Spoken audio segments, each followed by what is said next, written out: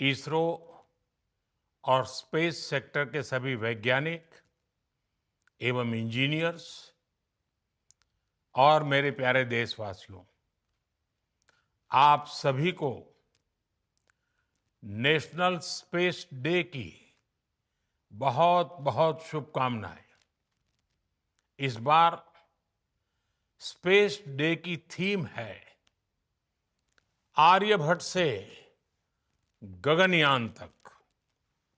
इसमें अतीत का आत्मविश्वास भी है और भविष्य का संकल्प भी है। आज हम देख रहे हैं इतने कम समय में ही नेशनल स्पेस डे हमारे युवाओं में उत्साह और आकर्षण का अवसर बन गया है। ये देश के लिए गर्व की बात है। मैं स्पेस सेक्टर से जुड़े सभी लोगों को, वैज्ञानिकों को, सभी युवाओं को नेशनल स्पेस डे की बहुत बहुत बधाई देता हूं। अभी भारत ने international olympiad on astronomy and astrophysics उसकी मेजबानी भी की है। इस कंपटीशन में दुनिया के 60 से ज्यादा देशों से लगभग 300 युवाओं ने हिस्सा लिया। भारत के युवाओं ने मेडल भी जीते। ये ओलंपियाड स्पेस सेक्टर में भारत की उभरती लीडरशिप का प्रतीक है। साथियों, मुझे खुशी है कि युवा साथियों में स्पेस के प्रति रुचि बढ़ाने के लिए इसरो द्वारा भारतीय अंतरिक्ष हैकाथॉन और रोबोटिक्स चैलेंज जैसी पहल भी की गई है। मैं इन प्रतिस्पर्धाओं में हिस्सा लेने वाले स्टूडेंट्स और विजेताओं को बहुत बहुत बधाई देता हूं। फ्रेंड्स, स्पेस सेक्टर में एक के बाद एक नए माइलस्टोन गणना, ये भारत और भारत के वैज्ञानिकों का स्वभाव बन गया है। 2 साल पहले ही भारत पहला ऐसा देश बना था जिसने चंद्रमा के साउथ पोल पर पहुंचने का इतिहास रचा। हम स्पेस में डॉकिंग, अनडॉकिंग की क्षमता रखने वाले दुनिया के चौथे देश भी बन गए हैं। अभी 3 दिन पहले ही मेरी ग्रुप कैप्टन शुभांशु शुक्ला से मुलाकात हुई है। उन्होंने इंटरनेशनल स्पेस स्टेशन पर तिरंगा फहराकर हर भारतीय को गर्व से भर दिया। जब वो तिरंगा मुझे दिखा रहे थे, वो जो पल थी, जो अनुभूति थी, वो शब्दों से परे है। ग्रुप कैप्टन शुभांशु से हुई चर्चा में मैंने नए भारत के युवा के असीम हौसले और अनंत सपनों को देखा है। इन सपनों को आगे बढ़ाने के लिए हम भारत का एस्ट्रोनॉट पूल भी तैयार करने जा रहे हैं। मैं आज स्पेस डे पर अपने युवा साथियों को भारत के सपनों को उड़ान देने के लिए इस एस्ट्रोनॉट पूल से जुड़ने के लिए आमंत्रित करता हूं। साथियों, आज भारत सेमी क्रायोजेनिक इंजन और इलेक्ट्रिक प्रोपल्शन जैसी ब्रेक थ्रू टेक्नोलॉजी में तेजी से आगे बढ़ रहा है। जल्द ही आप सब वैज्ञानिकों की मेहनत से भारत गगनयान की उड़ान भी भरेगा और आने वाले समय में भारत अपना स्पेस स्टेशन भी बनाएगा। अभी हम मून और मार्स तक पहुंचे हैं। अब हमें गहरे अंतरिक्ष में उन हिस्सों में भी झोंकना है जहां मानवता के भविष्य के लिए कई जरूरी रहस्य छिपे हैं। बियॉन्ड गैलेक्सीज लाइज अवर होराइजन।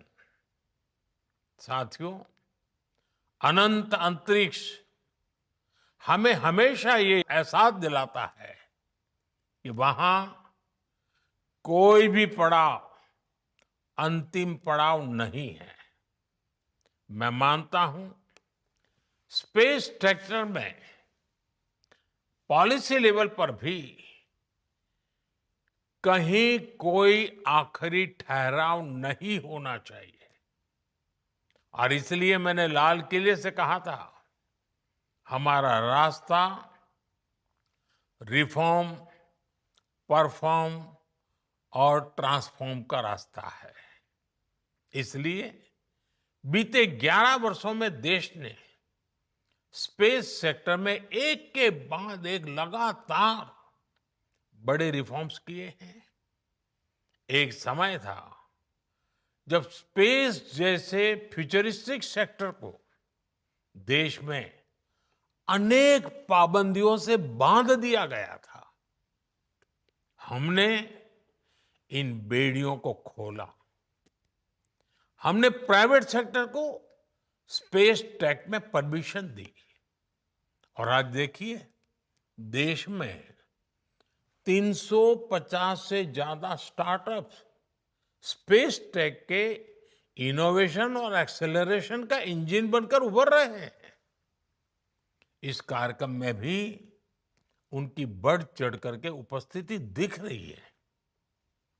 हमारे प्राइवेट सेक्टर द्वारा बनाया गया पहला पीएसएलवी रॉकेट भी जल्द ही लॉन्च किया जाएगा।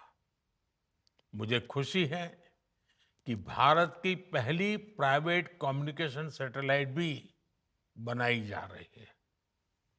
पब्लिक प्राइवेट पार्टनरशिप के जरिए अर्थ ऑब्जर्वेशन सैटेलाइट कॉन्स्टलेशन भी लॉन्च करने की तैयारी है।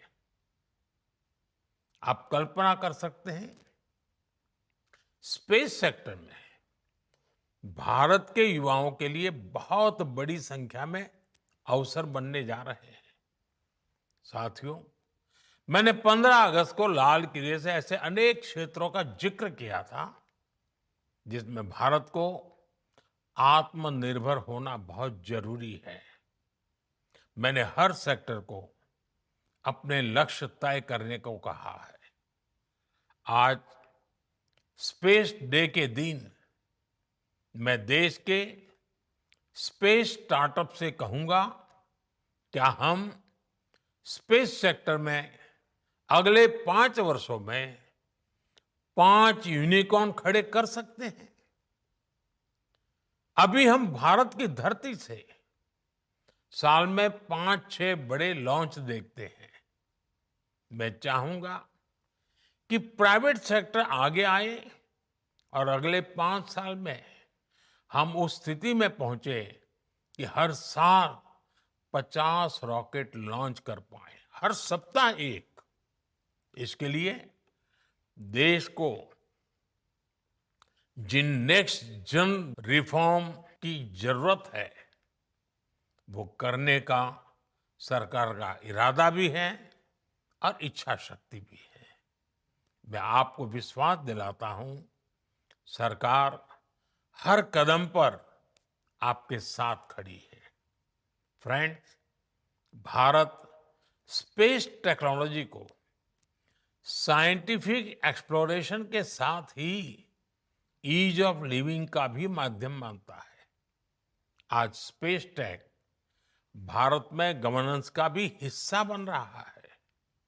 फसल बीमा योजना में सैटेलाइट बेस्ड आकलन हो, मछुआरों को सैटेलाइट से मिल रही जानकारी और सुरक्षा हो, डिजास्टर मैनेजमेंट हो या पीएम गति शक्ति नेशनल मास्टर प्लान में जियो स्पेशियल डेटा का इस्तेमाल हो। आज स्पेस में भारत की प्रगति सामान्य नागरिकों का जीवन आसान बना रही है। इसी दिशा में केंद्र और राज्यों में स्पेस टेक का इस्तेमाल बढ़ाने के लिए कल नेशनल मीट 2.0 का आयोजन भी हुआ है। मैं चाहूंगा ऐसे प्रयास आगे भी चलते रहें।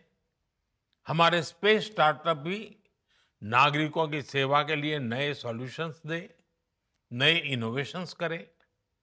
मुझे विश्वास है आने वाले समय में अंतरिक्ष में भारत की यात्रा नई ऊंचाइयों को छुएगी। इसी विश्वास के साथ आप सभी को एक बार फिर नेशनल स्पेस डे की बहुत बहुत बधाई। धन्यवाद।